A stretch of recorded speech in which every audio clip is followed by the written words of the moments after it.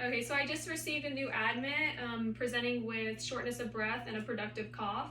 The physician has put in an order for a chest x-ray, a CBC, and a sputum culture. I'm going to go ahead and do an initial assessment. I'm going to focus on these areas. Hi, my name is Nicolette. I'm going to be your nurse today. Can I have your name and date of birth? Billy McConaughey, 6/27/94. Okay, I'm going to be doing a full head to toe assessment on you. Is that okay? Mm-hmm. Okay, I'm going to wash my hands and put some gloves on. I'm going to close this. Are you still having shortness of breath? Yeah. Yeah? Okay, I'm going to go ahead and lift you up so you can breathe a little better.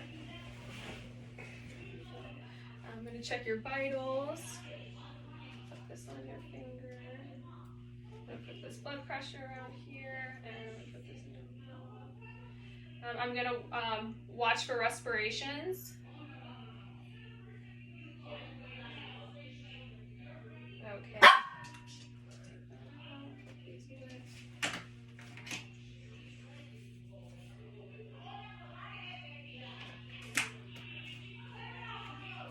Okay, so since the patient is reporting signs of shortness of breath, I'm going to check the skin for any signs of cyanosis, which is a bluish discoloration.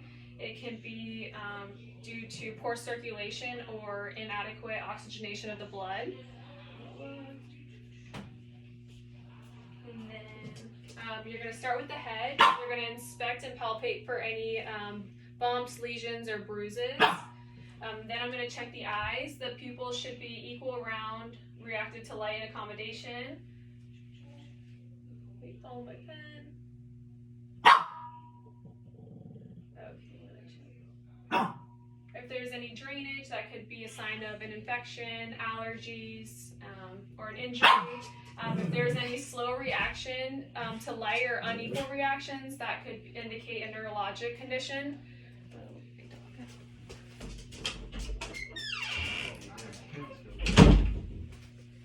Okay, and then I'm going to have the patient open his mouth, and you're going to want to check to make sure the mucous membranes are moist. If they're dry, the patient is dehydrated.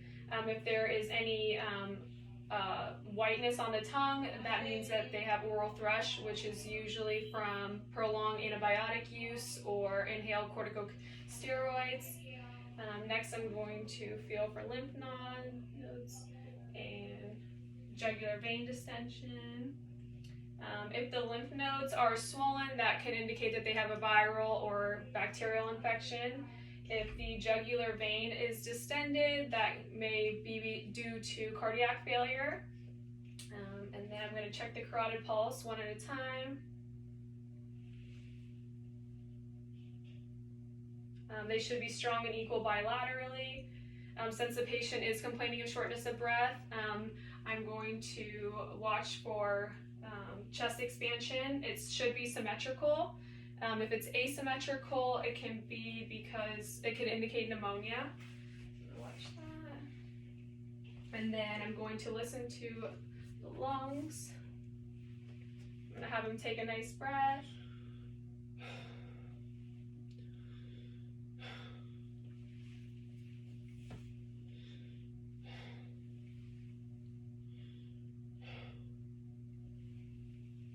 And the lung sound should be clear. If you hear wheezes, that can indicate an inflammation of the airways, which can be related to asthma or bronchitis. Any crackles can indicate that there is air that there's fluid in the air sacs, which can be from pneumonia.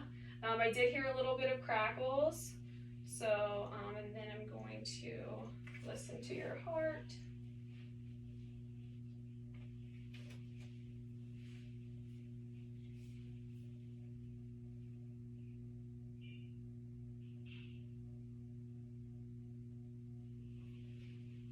So you want to listen for S1 and S2. If you hear S3, that can indicate a heart murmur. And then you're going to want to inspect the abdomen. You're going to look for any signs of distension, which can be related to ascites, which is a accumulation of fluid, usually related to prolonged drinking, cirrhosis of the liver. You're going to ask about urine output, if there's any burning, pain, or odor. If there is, that can indicate a UTI. going to want to listen to their bowel sounds.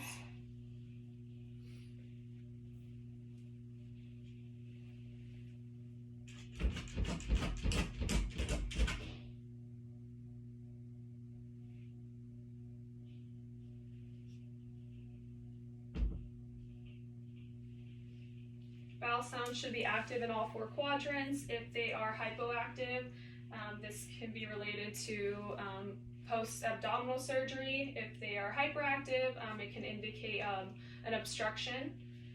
And then you're going to want to check their radial pulses.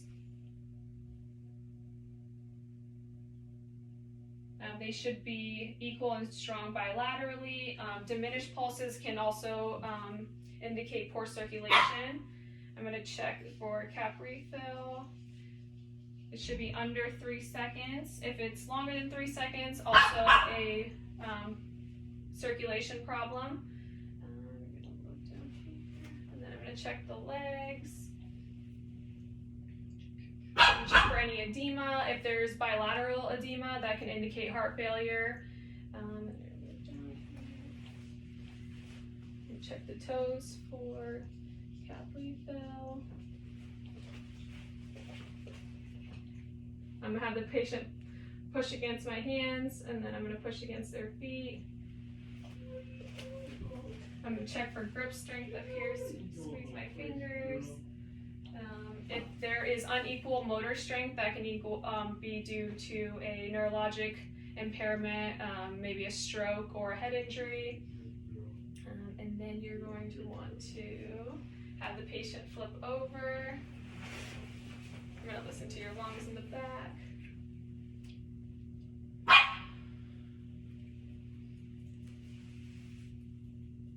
Breath.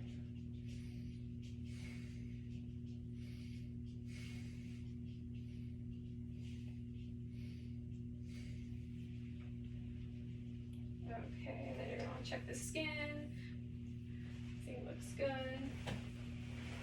Okay, and then, so since the patient's O2 was 90, his respirations were 24 breaths per minute, his heart rate was 115, his temperature is 101, and then his white blood cell count was 14,000. I'm going to go ahead and encourage fluids, and then I'm going to consult a respiratory. Is there anything I can get you? Okay.